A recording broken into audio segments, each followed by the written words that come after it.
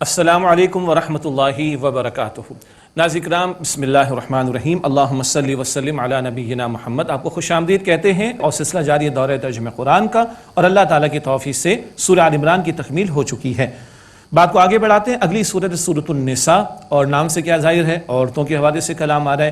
الرجال لفظ تو آئے گا سورہ نساء میں، الرجال کے عنوان سے قرآن کریم میں سورت کوئی نہیں ہے، مردوں کو کہا جاتا ہے رجال، لیکن النساء کے عنوان سے قرآن پاک میں صورت ہے۔ اس سے اندازہ کیا جا سکتا ہے کہ یہ دین مردوں کے لیے بھی رہنمائی دیتا ہے، عورتوں کے لیے بھی رہنمائی دیتا ہے، مردوں کے بھی حقوق بیان کرتا ہے، عورتوں کے حقوق کا بھی ذکر کرتا ہے۔ سورۃ النساء مدنی صورت ہے، طویل مدنی صورت ہے۔ اس میں سچے اہل ایمان سے بھی خطاب ہے، ایمان کے جھوٹے دعوے دار منافقین ان کا ذکر بھی ہے، اور اہل کتاب کا ذکر بھی آئے گا۔ البقرہ میں یہود کا ذکر زیادہ تھا، آل عمران میں نصارہ کا ذکر زیادہ تھا، یہاں دونوں کا ذکر ہمیں ملے گا۔ تو سچے ایمان والوں کا ذکر بھی، منافقین کا ذکر بھی، اور اہل کتاب کا ذکر بھی آئے گا۔ پہلی جو 43 آیات 43 آیات، ان میں کمزور طبقات میں سے عورتوں کے تعلق سے، یتیموں کے تعلق سے رہنمائی ہمارے سامنے آئے گی۔ کچھ معاشرتی دیگر احکامات بھی ہیں، اور کچھ عبادات کے حوالے سے بھی ہدایات عطا کی جائیں گی پہلی 43 آیات میں۔ پہلا رکوع ہے، اس میں عورتوں کے تعلق سے، یتیموں کے تعلق سے رہنمائی عطا کی جا رہی ہے۔ آئیے سورۃ النساء کا مطالعہ شروع کریں، اس ایک جملے کے ساتھ بھی کہ احادیث سے یہ رہنمائی ملتی ہے کہ اپنی عورتوں کو سورۃ النساء کی تعلیم دیا کرو۔ اعوذ باللہ من الشیطان الرجیم، بسم اللہ الرحمن الرحیم۔ یا ایھا الناس اتقوا ربکم الذی خلقکم من نفس واحدہ، اے لوگو اپنے رب سے ڈرو، اپنے رب کا تقوی اختیار کرو جس سے تمہیں ایک جان یعنی آدم علیہ السلام سے پیدا فرمایا۔ وَخَلَقَ مِنْهَا زَوْجَهَا، اور انہی سے ان کی زوجہ کو بنایا۔ وَبَثَّ مِنْهُمَا رِجَالًا كَثِيرًا وَالنِّسَاءَ، اور انہی دونوں سے پھیلا دیے بہت سے مرد اور عورت۔ یہ آیت کریمہ نبی اکرم علیہ السلام کئی خطبات میں اور نکاح کے خطبے میں بھی تلاوت فرماتے تھے، سارے انسانوں سے خطاب، اور پہلا جوڑا وہ آدم علیہ السلام اور بی بی حوا علیہ السلام کا، اور اسی سے نسل انسانی کا قافلہ آگے بڑھا، جیسے کہ ذکر آیا اس سے پہلے اسی پہلے جوڑے سے بہت سے مردوں اور عورتوں کو پھیلا دیا گیا، اور یہ بھی بتا دیا گیا کہ اللہ تعالیٰ کا تقوی اختیار کرنا، اس کا تقاضا سارے انسانوں سے ہے۔ خوف خدا اٹھ گیا تو ورلڈ وار 1 بھی ہو جاتی ہے، 2 بھی ہو جاتی ہے، اس کے بعد آج کے دور میں لاکھوں کی تعداد میں لوگوں کو مائگریشن پر بھی مجبور کر دیا جاتا ہے۔ سارے انسانوں سے اللہ تعالیٰ کا تقوی کا تقاضا، خوف خدا دل میں رکھنا۔ فرمایا وَاتَّقُوا اللَّهَ الَّذِي تَسَاءَلُونَ بِهِ وَالْأَرْحَامَ، اسی ایک آیت میں دوسری مرتبہ تقوی، اور اللہ تعالیٰ کا تقوی اختیار کرو جس کا نام لے کر تم آپس میں حقوق مانگتے ہو، والارحام، اور رحمی رشتوں کا خیال رکھو۔ گھریلو زندگی میں خوف خدا جتنا زیادہ ہوگا معاملات درست ہوں گے۔ باہر تو لوگ کیمرے لگا دیتے ہیں اور ریاست کے اہلکاروں کو بھی کھڑا کر دیتے، لیکن گھر میں کیا کریں گے؟ یہی وجہ ہے کہ سورۃ البقرہ میں جب خاندانی زندگی کے بارے میں رہنمائی پر مبنی آیات کا ہم نے مطالعہ کیا تو بار بار تقوی کا ذکر آیا تھا۔ یہاں اس ایک آیت میں 2 مرتبہ تقوی کا ذکر آیا۔ فرمایا کہ جس اللہ کا نام لے کر آپس میں حقوق مانگتے ہو، اس اللہ کا نام، اس کے نام کی لاج رکھو۔ اور نکاح بھی بندہ کرتا ہے، بندہ مومن کی بات ہو رہی تو اللہ تعالیٰ کو گواہ اس میں گویا کہ بنا رہا ہوتا ہے۔ ہاں، ایک نکاح خواہ ہوتا ہے، کچھ گواہ ہوتے ہیں، لیکن سب سے بڑھ کر گواہ کون ہوتا ہے؟ اللہ سبحانہ وتعالیٰ۔ والارحام، اور رحمی رشتوں کا خیال رکھو۔ ہمارا دین رحمی رشتوں کے بارے میں، رشتہ داروں کے بارے میں، کنشپ کے بارے میں بہت رہنمائی دلاتا ہے، توجہ اس کی دلاتا ہے۔ یہاں بھی فرمایا کہ رحمی رشتوں کا لحاظ رکھو، آئندہ بھی اس پر کلام ہوگا انشاءاللہ۔ ان اللہ کان علیکم رقیبا، بے شک اللہ تعالیٰ تم پر رقیب نگہبان ہے۔ کیا مطلب؟ اللہ تعالیٰ تمہیں دیکھ رہا ہے۔ نکاح کے موقع پر یہ بات ہم بیان کرتے ہیں کہ بھائی اللہ تعالیٰ شوہر کو بھی دیکھ رہا ہے، بیوی کو بھی دیکھ رہا ہے، ساس کو بھی، سسر کو بھی، نن کو بھی، بھاوج کو بھی، داماد کو بھی، اور بہو کو بھی۔ اگر ہم سب لوگ یاد رکھیں تو ہم بہت اچھے ہو جائیں گے۔ ٹھیک، آج بہت سارے مسائل کیوں ہیں؟ ہم بھول گئے کہ اللہ تعالیٰ میں دیکھ رہا ہے۔ کیمرے کی آنکھ سے سب لوگ پریشان ہیں، خبردار کیمرے کی آنکھ آپ کو دیکھ رہی ہے، بندہ ذرا سا چوکنا ہو جاتا ہے۔ ایسا ہی ہے کہ نہیں؟ اللہ تعالیٰ جو دیکھ رہا ہے وہ خیال ہے کہ نہیں؟ بس یہ یقین ہو جائے تو وارے نیارے ہو جائیں، معاشرے ہمارے گھرانے ہمارے بہت بہتر ہو جائیں گے انشاءاللہ۔ یتیموں کے تعلق سے رہنمائی، وَآتُوا الْيَتَامَ أَمْوَالَهُمْ وَلَا تَتَبَدَّلُوا الْخَبِيثَ بِالطَّيِّبِ، اور یتیموں کو ان کے مال دے دو اور نہ بدلو ناپاک کو پاک سے۔ کیا مطلب؟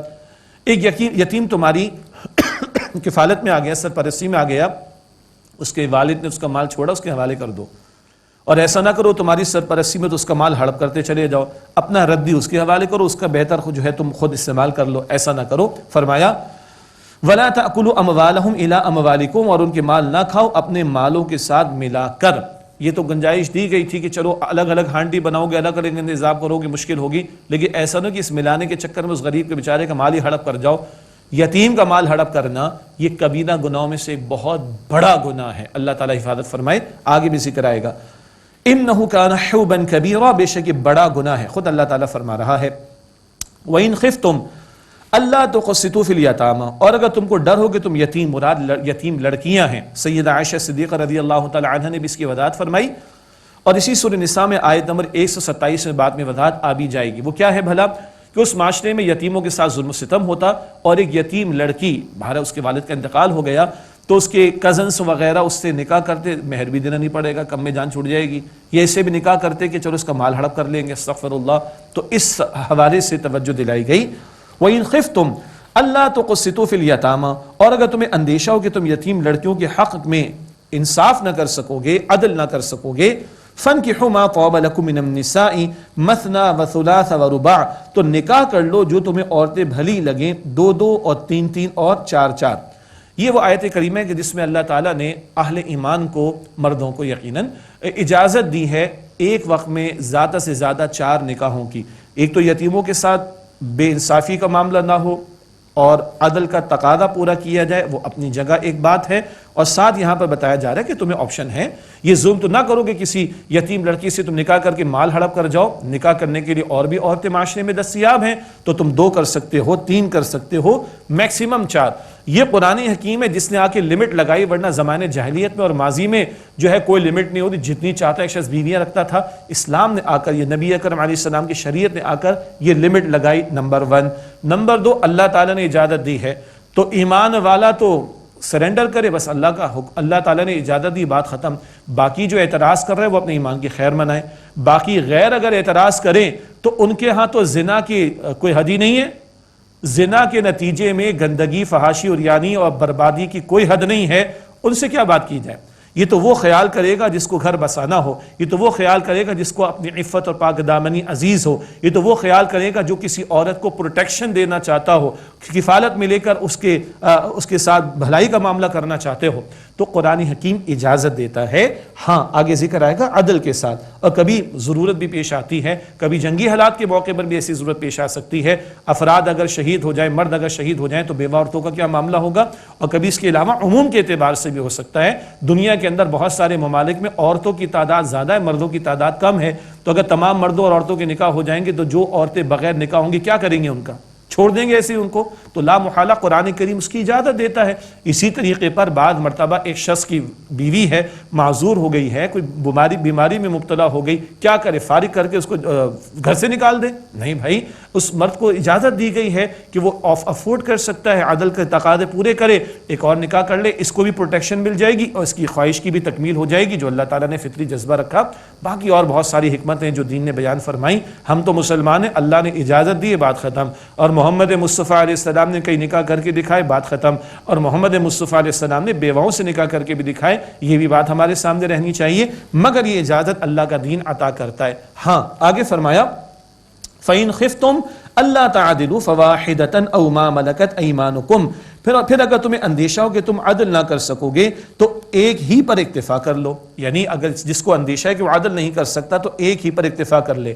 یہ عدل ہے ظاہری مادی امور کے اندر، بے رہائش دونوں کو تقریباً یکساں دینی ہوگی اور اسی طریقے پر خرچہ یکساں دینا ہوگا۔ ہاں عین ممکن ہے کہ ایک خاتون سے 4 بچے اور دوسرے خاتون سے کوئی بچہ نہیں ہے، تو اب بالکل برابر کا معاملہ نہیں ہوگا، عدل کا معاملہ ہوگا، اس کو اس کے اعتبار سے خرچہ دیا جائے گا، اس کو اس کے اعتبار سے خرچہ دیا جائے گا۔ یہ ہے ظاہری مادی معاملات کے اندر۔ باقی قلبی میلان کا معاملہ وہ تو بندے کے اختیار میں نہیں ہوتا، اللہ تعالیٰ کی طرف سے اس کی پکڑ نہیں ہوگی۔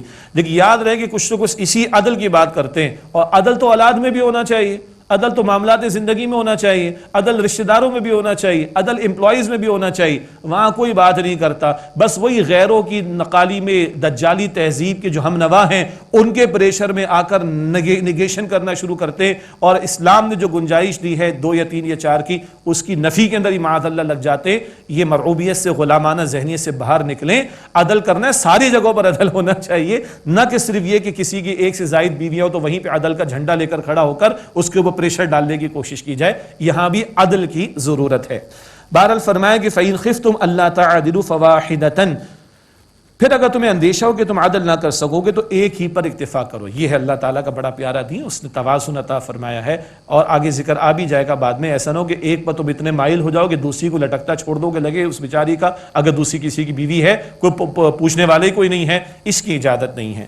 او ما ملکت ایمانکم, یا وہ کنیز کے جس کے تم مالک ہو گئے. کنیزوں کے بارے میں 5ویں پارے کے آغاز میں کچھ ذکر آ جائے گا, وہاں تھوڑی سی بات آپ کے سامنے رکھ دیں گے, بس بات رکھنے کی حد تک ہے. فی الحال کو غلاموں کنیزوں کا تصور موجود نہیں ہے, جب تھا یا ایسے حالات ہوں تو اس کے لیے رہنمائی موجود ہے. ذالک ادنی اللہ تعولوا, یہ اس بات کے قریب ہے کہ تم جھک نہ پڑو, یعنی عدم توازن کا معاملہ نہ ہو جائے. عدل کی شرط کو اللہ تعالیٰ نے یہاں پر بیان فرما کر توجہ دلا دی. پھر عورتوں کے حقوق کے حوالے سے بڑی اہم ہدایات. وآتوا النساء صدقاتهن نحلا, اور عورتوں کو ان کے مہر خوشی خوشی ادا کرو. یہ عورت کا حق ہے, کیا مہر, ڈاوری. اور ہمارے لوگوں کا خیال ہے, بے وقوفی کی بات کرتے ہیں, ہاں طلاق کے وقت مہر دیا جاتا ہے. وہ اللہ کے بندو, وہ مہر کا معاملہ نکاح کے ساتھ مشروط ہے, نکاح کے موقع پر ہے. کچھ لوگوں کا خیال ہے, بڑے پڑھے لکھے لوگ ہیں لیکن کیا کریں, دین کے علی بے بھی انہوں نے سیکھنے کی کوشش نہیں کی. بس نکاح کرو, معلوم تو کرو دین کے تقاضے کیا ہیں, دین کی رہنمائی کیا ہے. اللہ اکبر کبیرہ, زندگی بھر کا ایک معاملہ ہے لیکن معلوم نہیں کرتے. مہر اللہ تعالیٰ کی شریعت نے لازم کیا, قرآن پاک توجہ دلاتا ہے, نبی پاک صلی اللہ علیہ وسلم توجہ دلاتے ہیں. اور ہمارے کیا مولوی صاحب لکھ دیں, بھائی کیوں لکھ دیں, ادا کرنے کی نیت ہے, نہیں لکھوا دیں, 10 لاکھ لکھ دیں, 20 لاکھ لکھ دیں, 1 کروڑ کا پلاٹ لکھ دیں, کیوں بھائی, بس لکھوانے کے لیے رہ گئی, یہ ادا کرنے کے لیے, لکھوانے کے لیے نہیں. اور حدیث سے مبارک ہے, نبی مکرم صلی اللہ علیہ وسلم فرمایا, جس سے کم یا زیادہ کوئی مہر طے کیا اور اس کا ادا کرنے کا ارادہ نہیں ہے تو قیامت کے دن وہ زانی کی حیثیت میں اللہ کے سامنے پیش ہوگا. ہم لوگ کتنی ڈنڈی مارتے ہیں ہمارے لوگ مہر کے معاملات میں, خدا کا خوف کرنا چاہیے. وآتوا النساء صدقاتهن نحلا, اور عورتوں کو ان کے مہر خوشی خوشی ادا کرو. اب مجھے بتائیے, آج عورتوں کے لیے پتہ نہیں کیسے کیسے حقوق کا مطالبہ کیا جا رہا ہے, اس کی تذلیل کی جا رہی ہے, استغفر اللہ. یہ وہ باتیں جو قرآن پاک نے عورتوں کے بارے میں رہنمائی دی, ان پر کلام ہونا چاہیے, اور ان کے تعلق سے جو کوتاہی ان کا ازالہ ہونا چاہیے, اور مردوں کی تعلیم ہونی چاہیے, اور ان کو توجہ دلانی چاہیے کہ ان فرائض کو, ذمہ داریوں کو ادا کریں. ہاں آگے فرمایا, فَإِن طِبْنَ لَكُمْ عَنْ شَيْءٍ مِّنْهُ نَفْسًا فَكُلُوهُ هَنِيئًا مَرِيئًا, پھر اگر وہ خوشی خوشی تمہیں کچھ چھوڑ دیں اس میں سے تو اسے مزیدار خوشگوار سمجھ کر کھا لو, کوئی حرج کی بات نہیں ہے. مہر تم نے اپنی بیوی کو دے دیا, اب وہ اس میں سے تمہیں کچھ لوٹا دیتی ہے تو تم اس میں سے کھا سکتے ہو, کوئی حرج کی بات نہیں. خوشی خوشی وہ معاف بھی کر سکتی, اس کی گنجائش ہے, لیکن ایک دفعہ ہاتھ میں دے کر دیکھے پھر معافی ہوتی ہے کہ نہیں ہوتی, اس کے بعد جو معافی ہو جائے وہ معافی ہے, اور اس کے بعد تم اس میں سے کھا سکتے ہو, مگر خوشی خوشی ہوگا, جبرن نہیں ہوگا. یہ جو ہمارے معاشرے میں بعض لوگوں نے عورت کو جوتی کی نوک پر جو معاذ اللہ رکھا ہوا ہے تو بیچاری ویسی ڈری سہمی رہتی, تو ظلم ہے, یہ تو ظلم ہے. ہاں خوشی خوشی وہ معاف کرنا چاہے تو معاف کر سکتی ہے. اللہ سے ₹1,00,000 طے تھا, وہ 50,000 پر آمادہ ہے, کوئی حرج کی بات نہیں. کچھ وہ اپنے شوہر کو واپس کر دیتی ہے, گفٹ بیک کر دیتی, کوئی حرج کی بات نہیں ہے. سب کچھ جائز ہے, مگر یہ رضامندی, باہمی رضامندی سے, بلکہ یوں کہیے کہ عورت کے فری کنسنٹ کے ساتھ ہو, جبر کے ساتھ نہ ہو.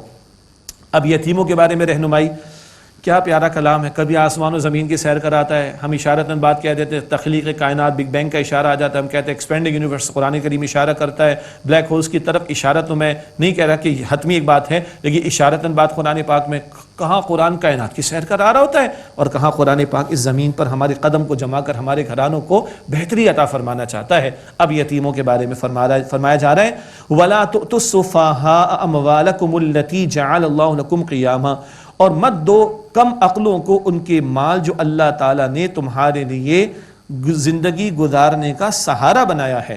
وَارْزُقُوهُمْ فِيهَا وَاكْسُوهُمْ, اور انہیں اس میں سے کھلاتے رہو اور پہناتے رہو. وَقُولُوا لَهُمْ قَوْلًا مَعْرُوفًا, اور ان سے بھلی بات کہو. کیا مطلب, یہاں صفحہ کم عقل کے نے کہا, وہ یتیم بچے بچی ہیں جو تمہاری کفالت میں آ گئے, ابھی چھوٹی عمر کے, عقل نہیں ہے, معاملہ فہمی نہیں ہے, جو ہے وہ معاملات کو جانتے نہیں ہیں, خرید و فروخت کے معاملات, لین دین کے معاملات, اس طرح کی چیزیں نہیں جانتے, ان کو کہا جا رہا ہے کہ کم عقل ہیں ابھی, تو ان کا مال جو اللہ تعالیٰ نے تمہارے لیے زندگی گزارنے کا ذریعہ بنائے ان کے حوالے ابھی نہ کرو, کھلاتے رہو پلاتے رہو. یعنی مال حلال پر اگر ملے تو اللہ کی نعمت ہے, ضائع نہیں کرنا. کمانا بھی حلال سے ہے, خرچ بھی جائز میں کرنا ہے. جی کہاں سے کمایا, کہاں خرچ کیا, یہ دونوں سوالات قیامت کے دن ہونے. 5 سوالات میں جو 2 سوالات شامل ہیں قیامت کے دن, وہ یہ بھی کہاں سے کمایا مال اور کہاں خرچ کیا. تو مال نعمت ہے اللہ تعالیٰ کی, ضائع نہیں کرنا اس کو. ہاں ان کو کھلاتے رہو پلاتے رہو اس میں سے. وَقُولْ لَهُمْ قَوْلًا مَعْرُوفًا, اور ان سے بھلی بات کہو, اچھے انداز سے ان سے کلام کرو, ان کے ساتھ حسن سلوک کا معاملہ کرو. آگے فرمایا وَابْتَلُوا الْيَتَامَ حَتَّى إِذَا بَلَغُوا النِّكَاحَ، اور یتیموں کو آزماتے رہو یہاں تک کہ وہ نکاح کی عمر کو پہنچ جائیں، یعنی اب بلوغت کا معاملہ آ جائے، کچھ معاملہ سمجھ میں انہیں آنا شروع ہو جائے، کچھ لین دین کروا کر دیکھ لو، خرید و فروخت کروا کر دیکھ لو، اب باتیں سمجھ آ رہی ہیں تو پھر کیا کیا جائے؟ فَإِنْ آنَسْتُم مِّنْهُمْ رُشْدًا، پھر اگر تم ان میں کچھ صلاحیت پاؤ، یعنی حسن معاملات کو ڈیل کر سکتے ہیں، کچھ خرید و فروخت کر سکتے ہیں، اور آج کل کے تو بچے ماشاءاللہ خاصے ہوشیار بھی ہوتے چلے جا رہے ہیں، میں مثبت بات کر رہا ہوں، پازیٹیو بات کر رہا ہوں، کوئی طنز نہیں کر رہا خدا نخواستہ، لیکن یہ دیکھ لو کہ اب وہ لین دین کر سکتے ہیں، معاملہ سمجھ سکتے ہیں، فَادْفَعُوا إِلَيْهِمْ أَمْوَالَهُمْ، تو پھر ان کے مال ان کے حوالے کر دو، اب تک تمہارے پاس یہ امانت تھا، اب ان میں شعور آ گیا، اب ان کا مال ان کو لوٹا دو۔ وَلَا تَأْكُلُوهَا إِسْرَافًا وَبِدَارًا أَن يَكْبَرُوا، اور ان کا مال مت کھاؤ ضرورت سے زیادہ اور جلدی اس خیال سے کہ وہ بڑے ہو جائیں گے تو سمجھ آ جائے گی، پوچھیں گے، اس سے پہلے ہڑپ کر جاؤ، تو اللہ تعالیٰ تو تمہیں دیکھ رہا ہے، ہڑپ کرنے والے کو چھوڑ دے گا اللہ تعالیٰ، اور ہڑپ کرنے والے اپنے پیٹ میں جہنم کے انگارے بھر رہے ہیں، یہ آگے ذکر ابھی آئے گا تھوڑی ہی دیر میں۔ فرمایا وَمَنْ كَانَ غَنِيًّا فَلْيَسْتَعْفِفْ، اور جو غنی ہو وہ مال یتیم سے بچتا رہے، جس کو اللہ تعالیٰ نے مال کی نعمت دے رکھی ہے، اس کے حالات اچھے ہیں تو کوشش کرے کہ یتیم کے مال میں سے کچھ استعمال نہ کرے۔ وَمَنْ كَانَ فَقِيرًا، اور جو کوئی فقیر ہے، حاجت مند ہے، فَلْيَأْكُلْ بِالْمَعْرُوفِ، تو وہ معروف طریقے پر اس میں سے کھا لے۔ کیا مراد؟ یعنی ظاہری بات ہے یتیم بچے کی کفالت ہوگی، اس کے گھر کے برتن بھی استعمال ہوں گے، گھر کے اور اس کی اہلیہ بھی ہو سکتا ہے کنٹریبیوٹ کر رہی ہوگی وغیرہ وغیرہ، اور ایک آدمی بیچارہ تندرست ہے تو اگر وہ تھوڑا سا یتیم کے مال میں سے جو اس کی سرپرستی میں استعمال کر لے تو شریعت اس کی گنجائش عطا کر رہی ہے۔ فرمایا فَإِذَا دَفَعْتُمْ إِلَيْهِمْ أَمْوَالَهُمْ فَأَشْهِدُوا عَلَيْهِمْ، پھر جب ان کے مال ان کے حوالے کرو تو ان پر گواہ کر لو۔ یہ گواہی بڑی اہم بات ہے تاکہ مستقبل میں کوئی نزاع اگر پیدا ہو، کوئی جھگڑا پیدا ہو جائے تو معاملے کو ریزالو کرنا آسان ہو جائے۔ وَكَفَى بِاللَّهِ حَسِيبًا، اور اللہ تعالیٰ کافی ہے حساب لینے کے اعتبار سے۔ ہمیں دعا سکھائی گئی ہے اللہم حاسبنا حسابا یسیرا، اے اللہ ہم سب کے حساب کو آسان فرما۔ اب وراثت کے حوالے سے ایک اصولی بات کی توجہ دلائی جا رہی، پھر آگے وراثت کے احکامات کا بیان بھی آئے گا انشاءاللہ۔ لِلرِّجَالِ نَصِیبٌ مِّمَّا تَرَکَ الْوَالِدَانِ وَالْأَقْرَبُونَ، مردوں کے لیے حصہ ہے اس میں سے جو ماں باپ نے اور رشتہ داروں نے چھوڑا۔ وَلِلنِّسَاءِ نَصِیبٌ مِّمَّا تَرَکَ الْوَالِدَانِ وَالْأَقْرَبُونَ، اور عورتوں کے لیے حصہ ہے اس میں سے جو ان کے والدین نے چھوڑا اور رشتہ داروں نے۔ مِمَّا قَلَّ مِنْهُ أَوْ كَثُرَ، خواہ تھوڑا ہو یا زیادہ، نَصِیبًا مَفْرُوضًا، یہ حصہ فرض کیا گیا ہے۔ اللہ اکبر، مردوں کا حصہ بھی مقرر ہے، عورتوں کا بھی حصہ مقرر ہے، وراثت کے حوالے سے یہ احکامات فرض کیے گئے ہیں۔ ہم بڑا ہلکا لیتے، آگے مزید ذکر ابھی آ رہا ہے، اللہ نے لازم کیا ہے، مفروضہ، یہ احکامات فرض کیے گئے ہیں۔ وَإِذَا حَضَرَ الْقِسْمَةَ أُولُو الْقُرْبَى وَالْيَتَامَى وَالْمَسَاكِينُ فَارْزُقُوهُم مِّنْهُ وَقُولُوا لَهُمْ قَوْلًا مَّعْرُوفًا، اور جب حاضر ہوں تقسیم کے وقت رشتہ دار اور یتیم اور مسکین تو اس میں سے انہیں بھی کچھ دے دو اور ان سے بھلی بات کہو۔ ہاں، وراثت میں کس کس کا کیا حصہ ہے وہ آگے آیت نمبر 11-12 میں آ رہا ہے، ماں باپ، اولاد اور شوہر اور بیوی کے تعلق سے ذکر آ جائے گا، لیکن ایسے لوگ کہ جو رشتہ دار ہیں اور پھر رشتہ داروں میں کوئی یتیم مسکین ہو، محتاج ہو، ضرورت مند ہو، ان کو کچھ دے دو۔ یہ کون دے گا؟ جن کو وراثت میں سے حصہ ملے گا، ورثہ، وہ اپنے حصے میں سے دیں گے، اور پھر تفصیل ہے اس میں فقہی، وارث جو بالغ ہیں وہ یہ دیں گے، نابالغ بچے جو ہیں ان کا حصہ تو ہے، ان میں سے نہیں دیا جائے گا، ہاں بالغ جب ہوں گے تب ان کی اجازت معتبر ہوگی۔ کیا اللہ تعالیٰ نے پروٹیکشن دی ہے بچوں کو، اللہ اکبر کبیرہ، یہ فقہی تفصیل تفاسیر میں اور فقہی کتابوں میں دیکھی جا سکتی ہے۔ تو ایسے رشتہ دار جن کا حصہ مقرر نہیں، پھر وہ یتیم مسکین اگر آ جائیں تو جنہیں ملا ہے وہ اس میں سے کچھ دیں۔ وَقُولُوا لَهُمْ قَوْلًا مَّعْرُوفًا، اور کہو ان سے بھلی بات۔ وَلْيَخْشَ الَّذِينَ لَوْ تَرَكُوا مِنْ خَلْفِهِمْ ذُرِّيَّةً ضِعَافًا خَافُوا عَلَيْهِمْ، اور چاہیے کہ وہ لوگ ڈریں کہ اگر وہ چھوڑ جائیں اپنے پیچھے کمزور اولاد تو انہیں ان کی فکر ہو۔ خوف علیم، ان کی فکر ہو۔ کیا کہا جا رہا ہے؟ آج تم سوچو تم مر جاؤ، تمہارے بچوں کے بارے میں تمہاری کیا خواہش ہوگی؟ کوئی ان کے سر پر ہاتھ پھیرے نا، اللہ اکبر۔ تو آج کسی کے والد کا انتقال ہو گیا، بچے بچی یتیم ہو گئے تو تم اس کے ساتھ بھلا سلوک کر لو۔ بڑا اپیلنگ انداز ہے اللہ تعالیٰ کا قرآن پاک میں یتیموں کے ساتھ حسن سلوک کرنے کی جانب۔ فَلْيَتَّقُوا اللَّهَ وَلْيَقُولُوا قَوْلًا سَدِيدًا، بس چاہیے کہ وہ اللہ تعالیٰ سے ڈریں اور چاہیے کہ درست بات کہیں، اچھا معاملہ ان کے ساتھ کریں۔ حدیث مبارک سنن ابن ماجہ شریف میں مسلمانوں کے گھروں میں سے بہترین گھر وہ ہے جہاں کسی یتیم کے ساتھ بھلا سلوک ہوتا ہو۔ اللہ کے نبی علیہ السلام نے فرمایا کہ میں اور یتیم کی کفالت کرنے والا دونوں جنت میں ساتھ ہوں گے، اور اللہ کے نبی علیہ السلام نے اپنا مبارک ہاتھ اس کی 2 مبارک انگلیاں ملا کر فرمایا کہ میں ایسے ساتھ ہوں گے۔ کسی نے عرض کی یا رسول اللہ میرے دل میں سختی آ گئی، آپ نے فرمایا کہ جاؤ کسی یتیم کے سر پر ہاتھ پھیرو، اللہ تمہارے دل کو نرمی عطا فرما دے گا۔ اور کبھی اللہ کے نبی علیہ السلام نے فرمایا کسی بیوہ اور یتیم کی کفالت میں لگنے والا ایسے ہی ہے جیسا کہ اللہ کی راہ میں کوئی نکلا ہوا ہو۔ یہ ہے یتیموں کے بارے میں ہمارے دین کی پیاری تعلیم۔ یہ وہ بچے اور بچیاں کہ جو ڈپرائیوڈ آف ہو جاتے ہیں، اور اگر ان کو صحیح گائیڈنس نہ ملے تو کل بہت ہی مسائل معاشرے کے اندر جنم لیتے ہیں۔ دین اس قدر ان کے تعلق سے رہنمائی دیتا ہے۔ رہے وہ لوگ جو یتیموں کا مال ہڑپ کریں، ان کی جائیدادیں ہڑپ کر جائیں، استغفر اللہ، ان کے بارے میں قرآن کہہ رہا ہے اور بہت سخت بات آ رہی ہے۔ کیجئے گا ان الذین یاکلون اموال الیتامی ظلما، بے شک جو لوگ ظلم سے یتیموں کا مال کھاتے ہیں، انما یاکلون فی بطونہم نارا، بے شک وہ اپنے پیٹوں میں آگ بھر رہے ہیں، وسیصلون سعیرا، اور ان قریب وہ جہنم کی بھڑکتی آگ میں داخل ہوں گے۔ اللہم اجرنا من النار، اے اللہ ہمیں آگ کے عذاب سے بچا۔ یتیم کا مال ہڑپ کرنے والے جہنم کے انگارے اپنے پیٹ میں بھر رہے ہیں، جہنم کی بھڑکتی آگ میں اللہ تعالیٰ ان کو ڈالے گا۔ سنن ابن ماجہ کی حدیث میں یہ ذکر بھی ہے، بدترین گھر مسلمانوں کا وہ ہے جہاں کسی یتیم کے ساتھ برا سلوک ہوتا ہو۔ اور آج ہمارا حال کیا ہے؟ ایک شخص کے بھائی کا انتقال ہوا تو بھائی کی بیوہ کا مال ہڑپ کر لیا، بھائی کے بھتیجوں بچوں کا یعنی بھتیجوں اور بھتیجوں کا مال ہڑپ کر لیا۔ انا للہ و انا الیہ راجعون۔ یا ایک بڑا بیٹا ہے، چھوٹے بہن بھائی بہت ہی چھوٹے، ان کا مال ہڑپ کر لیا۔ کیا خیال ہے کتنے عیاشیاں کر لو گے دنیا کے اندر؟ موت نہیں آنی، مرنا نہیں ہے، اللہ کو جواب نہیں دینا۔ اللہ تعالیٰ فرما رہے ہیں بھڑکتی ہوئی آگ میں ڈالے جائیں گے وہ جو یتیموں کا مال ہڑپ کرتے ہیں۔ استغفر اللہ، اللہ ہم سب کو جہنم کے عذاب سے محفوظ فرمائے۔ اگلی آیات میں اللہ تعالیٰ نے وراثت کے احکامات عطا فرمائے۔ تفصیل کا موقع نہیں ہے اور یہ بڑے پیچیدہ مسائل تفصیل در تفصیل ہے۔ جب مسئلہ پیش آئے، کسی کا انتقال ہو جائے، کیسے ترکہ تقسیم ہوگا، علماء سے پوچھ لیں۔ دو تین اصولی باتیں، جب کسی کا انتقال ہو تو جو مال اس نے چھوڑا پہلے کفن دفن کے اخراجات نکالے جائیں گے، پھر قرض ادا کیا جائے گا، پھر اگر وصیت ہے 1/3 کی حد تک اس پر عمل کیا جائے گا، پھر جو بچے اس کو ترکہ کہتے ہیں وہ تقسیم ہوگا۔ وہ احکامات آ رہے ہیں۔ تو کفن دفن، پھر اس کے بعد قرض، پھر اس کے بعد وصیت پر عمل، اور پھر اس کے بعد جو بچے گا وہ ترکہ ہے جس کو تقسیم کرنا ہوتا ہے۔ اللہ تعالیٰ ارشاد فرما رہے ہیں۔ اگلی آیت ہے آیت نمبر 11، اس میں والدین اور اولاد کے تعلق سے ذکر آ رہا ہے کس کو کیا ملے گا۔ اچھا، ترجمہ کریں گے اور تھوڑی سی وضاحت کریں گے۔